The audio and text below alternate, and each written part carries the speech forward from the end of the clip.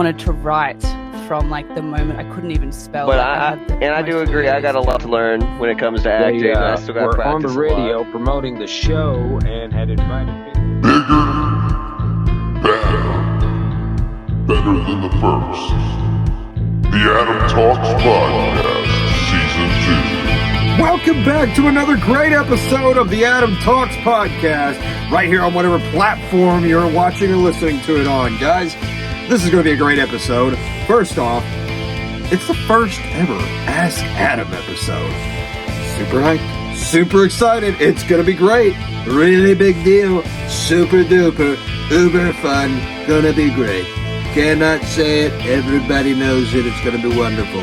But before we begin on any of this fun, guys, can I ask you to do one thing? It's the same thing I ask you to do at the beginning of each episode, but guys, it means so much when you do. If you're on YouTube, can you hit that subscribe button? And if you're on any of the other streaming platforms, can you hit that follow button? Guys, it takes a couple seconds out of your day, and it would mean so much to me if you could do that, and it helps out so much in a huge way. I would be forever grateful to you.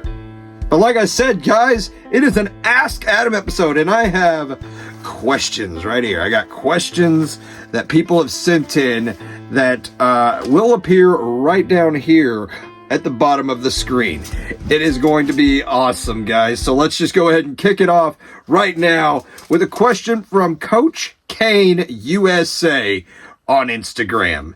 Coach says, I have a quick question, and it is real. I have never been lucky with women and probably won't be. But up to recently, I met this girl and I did date her once. And it's been a while since I've seen her. So my question, Adam, is, if you meet someone, what is the approach to someday being more than just friends? You know, I'm not a super big time relationship guru or anything. I've had my share of bad and good, but I think the biggest thing you could do, Kane, is be yourself. And I know that sounds as cliched as it can possibly sound, but honest to God truth, if you've known this girl for a while and you have these feelings for her, the best way you could go about this, in my mind anyways, is to just talk to her. She'll never know if you don't say anything. And apart from that, you never know how things will go. And the answer is always, 100% of the time, the answer is always no if you don't step out on that limb and you don't take that chance to move forward with whatever it is you're doing, whether it's a goal, whether it's talking to someone, whether it's taking a chance at a job or anything, man. You won't ever know the answer, and it will always be no until you ask, until you do something. So my suggestion on how you would approach someone is to be yourself. Just be yourself. Talk to them, sit them down and say, hey, you know, I've liked you for a while, or I've had these feelings, or put it in your own words and just be yourself. And if it's supposed to be that way, if that is supposed to be what happens for you, it will happen. And if not, man, there are plenty of other people out there that you will be able to find, and one day you will find the right person. You know, it's with a relationship, it's never, it's like a never say never, you know, it's never say never as a whole, I would say. Just keep being yourself, keep being the great guy that I know you are, and just trust your gut, trust your instincts.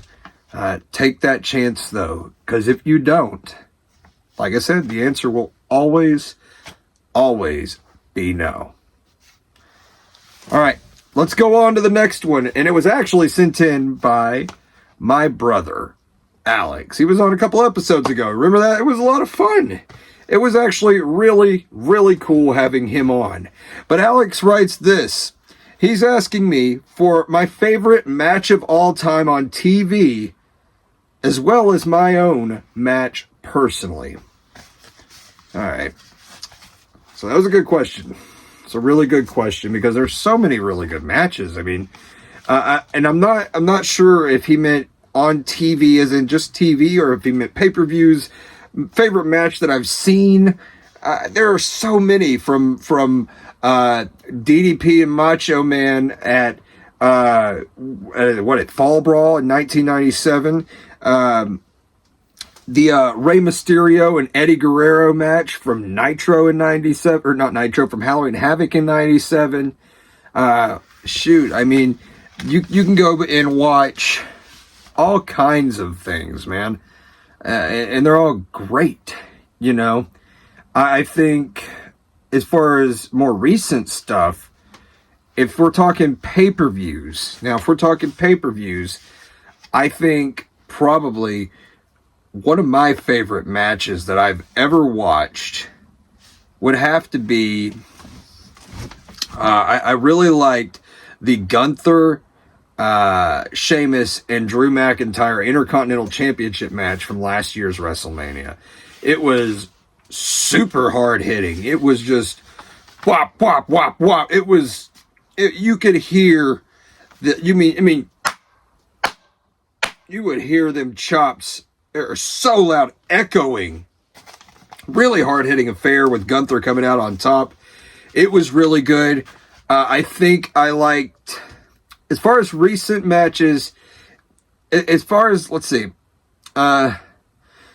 recent matches, my favorite has been Kevin Owens Stone Cold from WrestleMania 2 years ago. It was just awesome seeing that. But if I had to say all-time my favorite match, it'd probably be Rey Mysterio and Eddie Guerrero at Halloween Havoc 97. That match, whew. I mean, you talk about two guys that knew exactly what they were doing in there. They knew how to rile a crowd up. Eddie Guerrero knew exactly what he was doing, how to take this match with a guy that he's worked with a family member that he's worked with and he's feuded with for so long over a cruiserweight championship in WCW. You talk about a red hot feud and seeing these two guys going at it. Eddie going after the mask and just trying to rip it off because Ray was wearing at Halloween Havoc 97. Ray was wearing a full bodysuit, mask attached to the entire thing. So there was no taking the mask or untying it or anything like that. There wasn't any of that because it was attached to him completely, utterly, entirely attached to the setup that Ray was wearing. So what Eddie did was he started taking his fingers and putting it in the eye holes of the mask and peeling it open. And guys, I swear, if you have not seen this match, it is well worth the watch. It is amazing. Another one that comes close, I would say, is DDP and Goldberg World Championship match. I can't remember if it was 98. I believe it was 98. It may have been Starrcade or it may have been something else. I can't remember exactly. But Goldberg, DDP for the World Championship.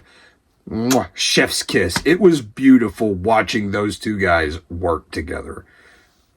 Unbelievable. That's one thing I will say. Unbelievable. It was just outstanding watching those guys and do what they do. Really cool stuff. Those probably be really close ties for my all-time favorite match that I've seen on a TV set. Not TV match, but a match that I've seen on TV, you know. And as far as my matches go, what is my favorite match that I've ever had? It's probably the last one that I had, honestly. It was at IWF Testing Ground at Hope Park on December 9th for the, it was, yeah, like I said, IWF Testing Ground. It was the rematch that took a little longer than a year to happen. It was Jeremy Lewis, Adam Gregory 2 in a professional environment. And we tore the place down. I think we had, in my opinion, and from what I've heard from people all around who was there watching, we had the best match on that card. We put all of the knowledge that Antonio had taught us in there, and all of the instincts that we took from doing the backyard wrestling for the SCCW, we threw it all together and made a great match. Really put something special together in there, out there, and I ended up coming out on top in that match. It was a really good match, though. I can't say anything negative about it. There was, on the real side of things, there was times when I couldn't breathe in the match, times when my back, it felt like my muscle just tensed up and it hurt. After the match, I was coughing a lot and couldn't really catch my breath. But those are really the only things I could say that were negative about that day. And as far as the match goes, we had the crowd in the palm of our hands. Me and Glenn did. Me and Jeremy Lewis. Glenn, yeah. But we had the crowd in the palms of our hands. We had them exactly where we wanted them. And they were booing me. They hated me, which was absolutely wonderful. And they absolutely loved him. They wanted to see him beat me. They wanted to see him choke slam me, hit me with a discus clothesline. They wanted to see me lose my championship. And they wanted to see a new champion crowned at Testing Grounds. And it didn't happen. I think the structure of the match, the way we put it together, was so clean, so crisp. We had a generalized idea of what we wanted to do, and we executed it to perfection, in my opinion. I don't remember many spots that were just not great. I think there was one in particular that I can remember that really just didn't hit. So we did it over again during the match. And I don't know that it's super noticeable. It may be. It's on the Adam Gregory YouTube page. You go and check it out. You'll be able to watch the entire match on YouTube right now, right here. It's really great. I implore you to go and check that match out. It is definitely worth the watch. Trust me when I say that. It is awesome. And you get a pretty good amount out of the 10 to 15 minute match that we had. Definitely the best match of my career. Wouldn't want any other dance partner across the ring from me. I think me and Jeremy, me and Glenn teamed up. I really don't see anybody else taking the place of Glenn as far as my biggest rival in ring as a professional wrestler. He is by far the one I feel most comfortable in the ring with. He's the one that really I work the best with, in my opinion. So definitely the last match I had, my favorite match out of my entire wrestling career professionally right now. If we went back further, before I became pro, it would be the match against you, Alex. It would be Flying Hawaiian, which we talked about on our episode, Alex. Flying Hawaiian, 5-star kid, which was my name before I changed it to Adam Gregory, on some mattresses for the SCCW. It was a match to name a number one contender for Wayne McNeil's SCCW Undisputed Heavyweight Championship.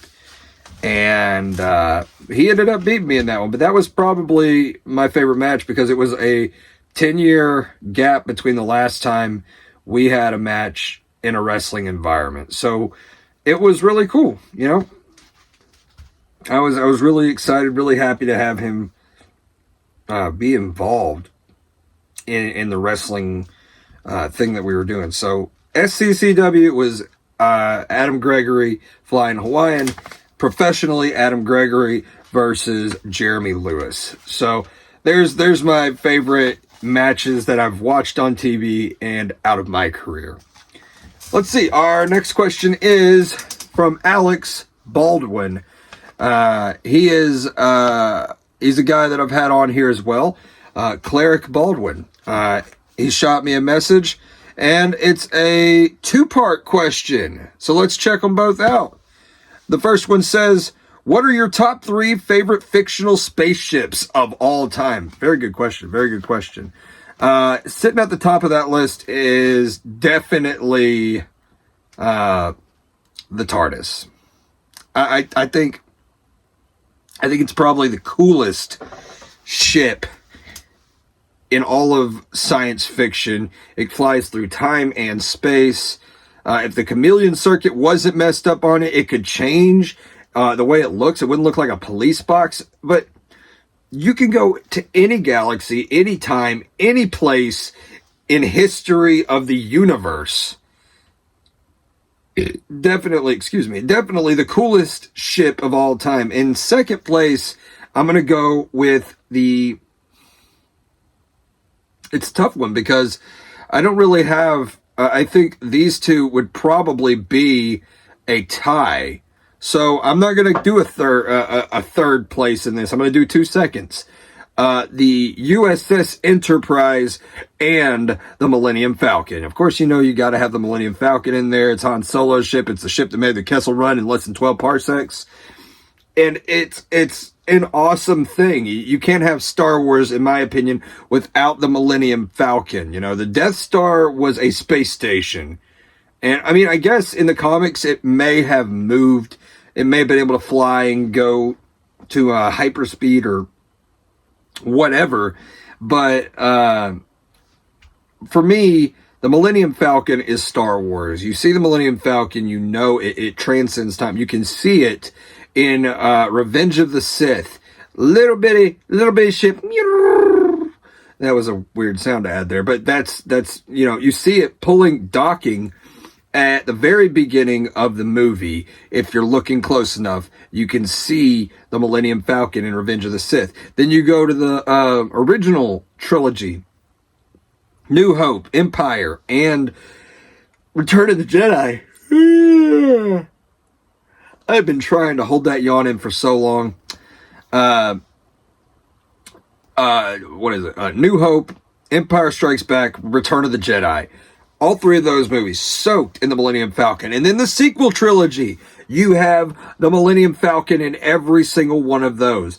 So for 7 out of the 9 Skywalker Saga movies, the Millennium Falcon is in it. It is iconic. It is a ship that really symbolizes Star Wars. And I absolutely love it, I'm a huge Star Wars fan.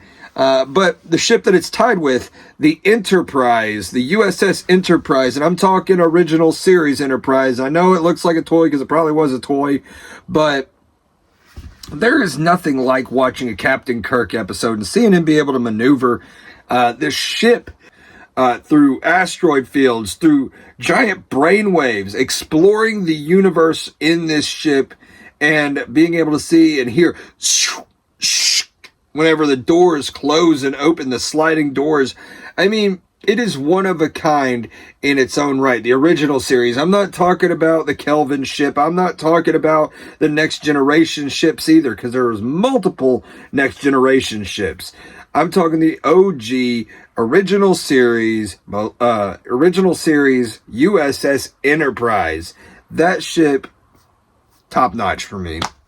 I think those are definitely my top 3 science fiction spaceships of all time. I think those ships really are on their own, level. I can't see anything. Like, you can't have Star Trek without having the Millennium Falcon, or without having the Enterprise. You can't have Star Wars without the Millennium Falcon, and you can't have Doctor Who without the freaking TARDIS. So those are my top 3 favorite fictional spaceships.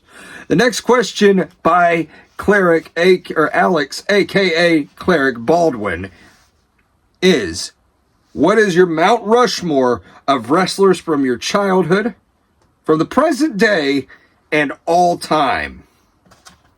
You've given me a challenge, and I accept this challenge. Let's go ahead and look right now, all right? If we're going childhood, DDP's on there. Huge inspiration in every way. I saw this guy, and I said, yep. He is one of my favorites. He's an everyday hero. I mean, what more do you want from a wrestler than to be your hero. The second one would be Rey Mysterio. I've already mentioned him once on here. And as I said in the podcast with you, man, I'm a WCW guy just like you were. So DDP, Rey Mysterio, probably Sting, and this one's a WWE one. It's a WWF one. The Rock. Yeah, all of those super big. Those are my definitely childhood Mount Rushmore. DDP, favorite wrestler of all time, bar none. He is the best. He is the people's champ. He is the guy that is the master of the most dangerous move in wrestling, the diamond cutter. The guy is an inspirational dude. Looking at him at a current day, from the current day, super inspirational. Helped resurrect Jake the Snake, Scott Hall, Buff Bagwell. I mean, so many people he has helped throughout his life after he stopped wrestling full time, after he started DDPY and stuff. Huge inspiration. As a child, though, seeing him hit the diamond cutter, seeing him fight the NWO, seeing him go against Macho Man Randy Savage and have these wars, he was my all-time favorite wrestler. DDP, number one. Rey Mysterio is what made me believe, is the guy that made me believe a smaller guy, because I've always been small, a smaller guy can do big things, because he was doing big things. I've seen him win the Cruiserweight Championship against Eddie Guerrero. I see him do the flying head scissors, or the jumping Frankensteiner in WCW. I seen him do all of these crazy things that only superheroes could do. Only Spider-Man could do it. You know, I seen him do all of this stuff, and I was like, what? This guy is small like me, you know? How is he able to do all of these things? And I was hooked on watching Rey Mysterio at that point. Rey Mysterio Jr., as he was known back then, was definitely a big inspiration to me becoming a wrestler in the long scheme of things. But as a kid, he was the one that inspired me to say, if he could do it, I can do it one day. And kept me hooked into it. Sting was the hero everybody, you know, looked up to. Whether he was Surfer Sting, whether he was short brown-haired Sting with different colored face paint. And, you know, I remember he had the black face paint on, or the white face paint on, but this part of his mouth was like completely open, skin color right here, but it was white, and it had like red designs on it, and he was wearing red pants with a white scorpion on it and white boots. And I think it was the promo where he said, you know, the only thing about Sting is nothing's for sure. You know, Sting may or may not be in your price range. The only thing that's for sure about the Stinger is nothing's for sure. And that's whenever he began his year-long not talking, turning into the Crow Sting. And that was the coolest character. Seeing him come down from the rafters, again, like DDP, seeing him fight the NWO. Somebody standing up to this gang of thugs, man. It was an inspiration. It was something that was like, that's awesome! Yeah! And me and Dad would watch it, and Alex would watch it, and it was just cool seeing him on there. You know, he was the vigilante. He was the Batman of the WCW, if you will. And Batman's my favorite superhero, as you probably all, you know, heard in the Cleric Baldwin episode of the show. Batman was my hero, and Sting was Batman for WCW. I feel like end of story. You know, that's the reason for those three. And The Rock was cool. Plain and simple. The Rock was cool. He was funny. He was a guy that didn't take crap from anybody. He was a guy that could run his mouth and be really witty about it. So The Rock definitely has a place on Mount Rushmore for as a kid. If we're talking present day Mount Rushmores, whoo. I mean, so some of these picks may be a little bit controversial. Whether you like them or not, it is my Mount Rushmore, and you can have a different Mount Rushmore. But for me, Brock Lesnar has to be on there, and I mean, strictly from his wrestling, pedigree and what he's done in the WWE, Brock Lesnar has to be on my list. I wouldn't call him number one, but the first one I'm putting on there is definitely Brock Lesnar. You know, he was feuding with another guy who's going to be on this for sure. But for the longest time, he was feuding with this other guy that's going to be on this list. But Brock Lesnar, I would say one of the most dominant people that were in the present, that's been in this present time frame, the PG era, which coincidentally could be ending pretty soon. You know, it seems like it is with The Rock's return. But Brock Lesnar has been one of the most dominant wrestlers, bar none, in his in this current present time period that we are in. Over the past year, you can't tell me Brock hasn't been dominant. You know, since WrestleMania, whenever he faced Omos and beat him.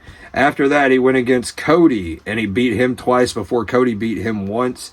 And I think that may have been the last time we saw him. But even before that, if you look even just 2 years back, you got Brock and Roman Reigns. Another guy who is on this list, you know. And I don't really have to say anything about our tribal chief, you know. You don't have to say anything. You just put them ones up, you know. We all acknowledge our tribal chief. But Brock, definitely on there. Roman, definitely on there. Cody Rhodes, I would have to say Cody Rhodes has to be on there, you know. And I know it's not just WWE Mount Rushmore, but, you know, these are the guys that stand out enough. And if I was to trade Brock Lesnar out for anybody, I'd say I'd put... I don't know. Maybe, no, I can't trade Brock out. I'm sorry. I mean, maybe Seth Rollins, but even that, you know, seems kind of disingenuous to Brock. Brock was a monster. Brock's beat Seth. Seth beat Brock, you know, but Brock's beat everybody. So Brock has to go on this list, period. Roman has to be on this list, period. Cody Rhodes is defining this generation. He has to go on the list. There's no other, you know. And I'll even do one more for you after I get done with this, sticking with the present wrestling timeline. So Brock, Roman, Cody, and then I'm going to put MJF as that fourth one, because there is no one who has done as good a job as the Devil in this current generation of wrestling, in this present time period. There is no one who has done as good promo work, no one who's worked as good in the ring, storytelling, and the guy is in his 20s still. So, I mean, he's got a long way to go, but MJF is the total package. And I definitely 100% would put him on a Mount Rushmore with those other names. He's been the AEW World Champion. He is the undefeated Dynamite Diamond Ring winner. The guy is just outstanding. He's been the Ring of Honor Tag Team Champions with Adam Cole up until, you know, fairly recently. The guy's just great, you know. There's no one that I think I could put on there that would match up with MJF. Like who? Maybe like a Samoa Joe. Who? Like maybe an Adam Page. I mean, he's been on and off. Kenny Omega, he's been on and off. Swerve Strickland, he's good, you know, but I'm not going to put him up there with that. MJF has been consistent since day one. So I will put MJF up in there on that list. I take that back. If I did take Brock off, I put Darby Allin in there, because just like MJF, he's been very consistent throughout the entire time AEW has been a thing. Mount Rushmore. So the alternate, you would have either Brock Lesnar, Roman Reigns, Cody Rhodes, and MJF, or Darby Allin, Roman Reigns, Cody Rhodes, and MJF. Those are my top four. And the extra thing I was going to say is, let's go with women. All right. So the women's divisions, Mount Rushmore, my God, Rhea Ripley, right? Yes, Rhea Ripley has to be on there, because Mommy is always on top, for one. But for another, Rhea Ripley is one of the best. I mean, she is defining a generation of women wrestlers, guys. I don't know how else to say it. Rhea Ripley is the best. I'm not going to put anybody else beside her. I'll put one. I lied. I'll put one more person. Let's go Bianca Belair, because Bianca is just amazing. Britt Baker has to go on there. She has been nothing but like class, top tier in AEW for the women's division. And I can't really put many people from AEW's women's division up next to her, because let's just face it, Britt Baker is the best woman wrestler that has been in AEW. And one other one, I guess she's currently AEW, but she wasn't for a while. She was WWE, then New Japan, and now AEW. No. We're going to have alts in this one as well. So yeah, we'll go ahead and put Sasha Banks, aka Mercedes Moné, on there. So we got Rhea Ripley, Bianca Belair, Britt Baker, and Mercedes Moné. I don't know that I could really take anybody off, but if I was to alternate, it'd be Bianca Belair probably, and I would alternate her with Jordynne Grace, because Jordynne Grace is just outstanding. She has been a staple in TNA, and she is dominant. And I say dominant, she is dominant. She has got the skill, she has got the in-ring presence, she's got the total package. All of these ladies have the entire total package with them. There's nobody that I have named that I can say, well, they're not going to have a good match, because all of them will have a really good match. You put them in the ring, they're going to have a banger every time.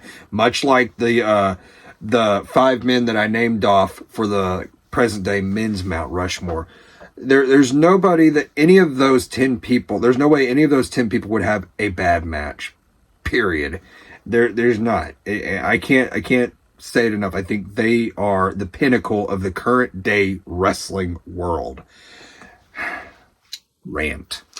Now, if we're going to go all time, I was asked all time for the last part of this question from you, Alex. DDP has to be in the men's division. DDP. Roman. Definitely got to be Roman. AJ Styles. Absolutely love AJ. He's one of my favorites of all time. And then Roman Reigns. Not Roman Reigns. What the fudge? And then Randy Orton. I think I said that pretty clearly. DDP. AJ Styles. Randy Orton. I think I put Roman in there as well. All right, let's back it up just a little bit. DDP, AJ Styles, Randy Orton, and here's the thing. We can alternate 2 people, but as far as my list is concerned, The Rock. The Rock is one of my favorites, and I pop huge every time I see him. Whether I love him, whether I hate him, it doesn't matter. The Rock is on my list. DDP, Randy Orton, AJ Styles, and The Rock. That's my Mount Rushmore. It's a little bit of every generation. You know, you got your mid-2000s stuff with AJ Styles and TNA when he was just killing it in the X Division, killing it for the NWA Heavyweight Championship. That is where I got sucked into TNA. AJ was the best guy on TNA, and I was just drawn to him because, much like the Ray thing, he's not a super tall guy. He is a guy that's, I want to say, like 5'10", between 5'10" and 6'1", somewhere in there. I don't know exactly where, but the guy is not a super tall guy. I met him and Miss Tessmacher, Brooke Tessmacher, at a car dealership here in Hot Springs whenever TNA came to town back in 2011, and I got to get a picture with him. It was one of the highlights of my young adult life. It was really cool, you know. It was awesome being able to see a guy I've watched on TV and ask him about the Asylum years and stuff. There's nothing like it, you know. I've already given the reasons why DDP is on there. I don't have to elaborate on that anymore, but the guy is an inspirational person. The guy really is a guy that helps motivate people to achieve their dreams, whether it's rehabbing, whether it's chasing after your dreams, whether it's just giving you positive motivation for the day, the week, whatever it may be. DDP is a very big inspiration all the way around, and that's definitely the reason why he's on there. Randy Orton, I saw him, and whenever I saw him, I thought he is just the most clean-cut asshole I've ever seen, and he was great. He wasn't always the smoothest on the microphone, but the way he did his promos and the way he carried himself, being the legend killer, being the legend killer when I first saw him, seeing him RKO Hulk Hogan, Mick Foley, Sergeant Slaughter, all of these legends leading up to his WrestleMania 21 match against The Undertaker. He is the master of the RKO.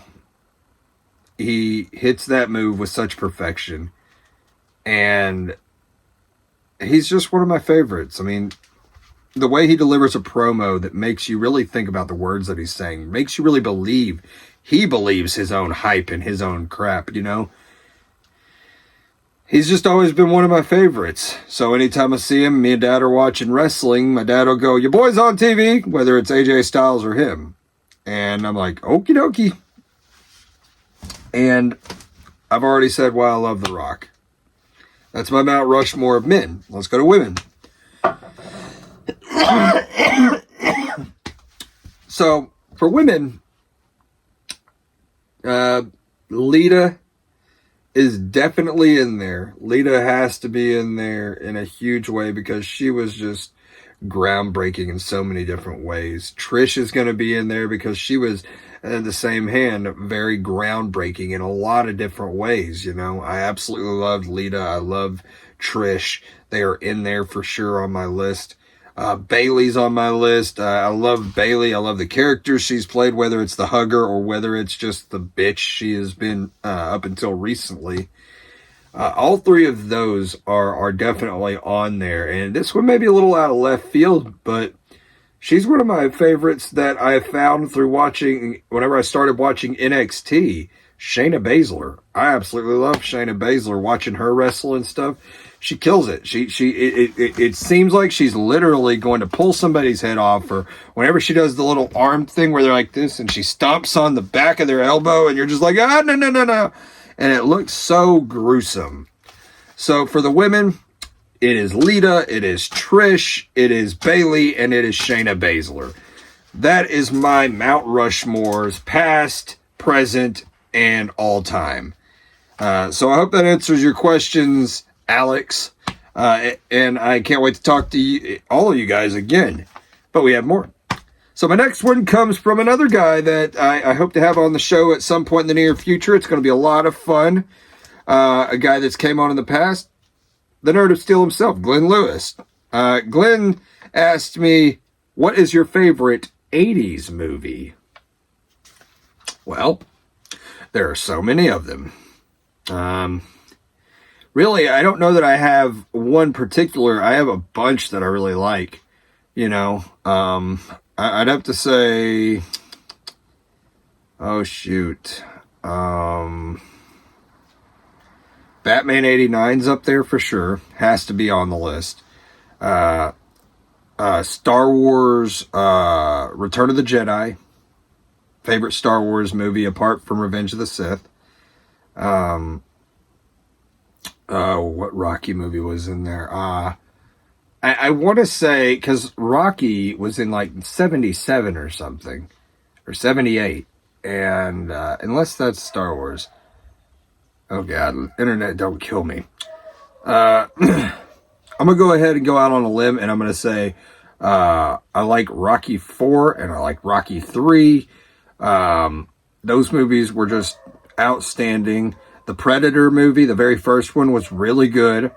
I absolutely love that movie as well. and you guys really are going to kill me when I say these things. I haven't seen a lot of the classics, you know. I haven't seen Back to the Future, Pulp Fiction. I haven't seen Ghostbusters. I haven't seen Karate Kid. I mean, there's a lot of movies that I probably should see before I answer this question, but those are my answers, man. You know, I think I can't, like I said, I can't really narrow it down to one. I'm going to go with Rockies 3 and 4, Star Wars Return of the Jedi, Batman 89. I think those probably define the 80s movies that I really like. You know, there's been tons of 80s movies that are just excellent. But I think those stand a little bit above and beyond the rest, because you watch Burton's 89 Batman movie and it set the tone for what superheroes could be and what they would become in the future in so many different ways. The last two good Rocky movies before Rocky Balboa, you know, and Balboa was great as well. You know, or the Creed movies, which those were made in the 2000s and 2010s respectfully, but Rocky 5 was trash from what I understand. I hadn't watched it, but from what I understand, Rocky 5 was just trash. So Rocky 3 and 4, both really good movies. Mr. T, Dolph Lundgren. You get to see Rocky learn to fight through adversity, losing Mickey in 3 and then losing Apollo in 4. I mean, geez, they were really good movies, you know, and like I said a second ago, Star Wars Return of the Jedi was my favorite Star Wars movie, apart from Star Wars Revenge of the Sith. And those are the movies that I really like. I think I said Predator as well, but we really don't have to go into that because Predator was a good movie, sure, but it was definitely not as good as those other movies I just mentioned. So, Star Wars Return of the Jedi, Rocky 3 and 4, and Batman 89. Thanks, Glenn, for the question, man. The next question is from Antonio Reyes. Yes, the man himself, El Rey, shot me a message, dropped a comment, and he asked, what is the my biggest inspiration for my wrestling career? Man, see, that's a really heavy question. That's a loaded question. And I'm willing to empty the box out and talk about it because I have a lot of inspirations for wrestling. You know, I've seen wrestling since I was 7 years old, watching WCW. And like I said earlier, when I was talking about the Mount Rushmores of the past, Mount Rushmore of the past, DDP and Rey Mysterio inspired me in a huge way. As far as watching wrestling, they inspired me to do it. Because Rey was a little guy and DDP was just an average guy. So if an average guy wears blue jeans and cut off t-shirts and knee pads that were made to like do cement work or work inside the houses with the hard pads on them, hard elbow pads, you know, if this guy that was just an average dude could get in there and do it, and if this guy that was just super small and really little could get in there and do it, 7-year-old Adam was saying, why can't I? I want to do that, and I'm going to do that. So I set it in my mind to do it. But as the years went on, I kind of was like, well, how am I going to do any of this? There's no way for me to be able to, do any of this. So I started doing the backyard stuff. I made my own stuff with my cousin Cody, with my brother Alex, and my best friend Cameron, and we started the SCCW. It was a different name.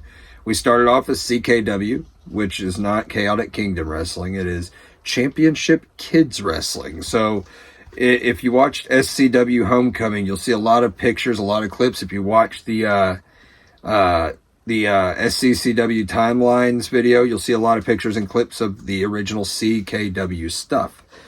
And that's what we were, Championship Kids Wrestling. And then we kept going, we tried making mattress rings with 4x4s and water hose ropes, and it didn't work out in any way, you know. So after a while, it just kind of stopped. And I got down and I got worried. And what do I need to do? How do I do this? And this is where, you know, my dad and my uncle came into play, because my dad would watch wrestling with us weekly, Monday nights, Nitro and Raw. Nitro and Raw, just flipping back and forth, because, you know, during the Monday Night Wars, that's what you do. You would go to watch TNT, and then you would flip back to USA and TNT, USA, TNT, USA. And it was such a big time, you know, in my life. Dad would tell me, you know, follow your dream. If you're going to do something, man, you got to go 100% into it. You got to try. You got to really get into it. And my uncle would inspire me by giving me new names for events and things, you know. He talked to me about everything. I try to show him matches that we do and stuff. And then later years, we'd go out and wrestle on the hardwood and stuff like that. And whenever he was still alive, my uncle, whenever he was still alive, I would try to show him clips and stuff. And, you know, my uncle was a really big inspiration for my wrestling journey, because whenever I wasn't invested at times in wrestling, he would always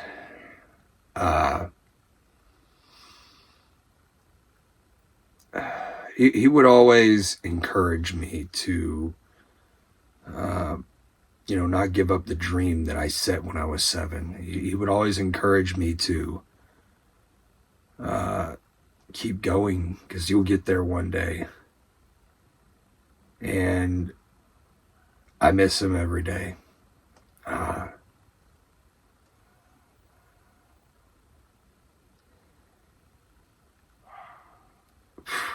Not meaning to get emotional in here.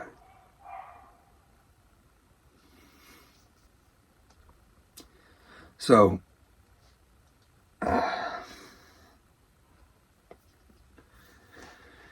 my Uncle Greg was a huge inspiration to my wrestling journey, as was and still is my dad. And honestly, my professional wrestling career journey, I honestly don't know that I would have kept going if it wasn't for those two guys and one other person, and that's my brother. A huge inspiration to continue doing whatever it is that I try to apply myself to, whether it's the singing or anything. Alex has always had my back, you know, so I'm very, very grateful to have my brother in my life. Very grateful to still have my dad in my life, and I'm very grateful that I got to spend in the big scheme of things, the little bit of time I did get to spend with my uncle. You know, I mean, he's known me since I was like little bitty, but in the big scheme of things, it feels like it wasn't that long that I got to be with my uncle. But if my brother wouldn't have kept motivating me, kept talking to me about doing it, if my dad wouldn't have kept saying not to give up and to keep working, you got to work harder, and if my uncle wouldn't have said don't give up on your dreams, you know, I don't know that I would have been able to continue on the wrestling trajectory that I've been on, you know. So I think when you ask the biggest inspiration for my wrestling career, I think the support from my family would have to be the answer. My brother, my dad, and my uncle. Without their support, I don't think that Adam Gregory would have been a real thing in the professional wrestling world in Arkansas.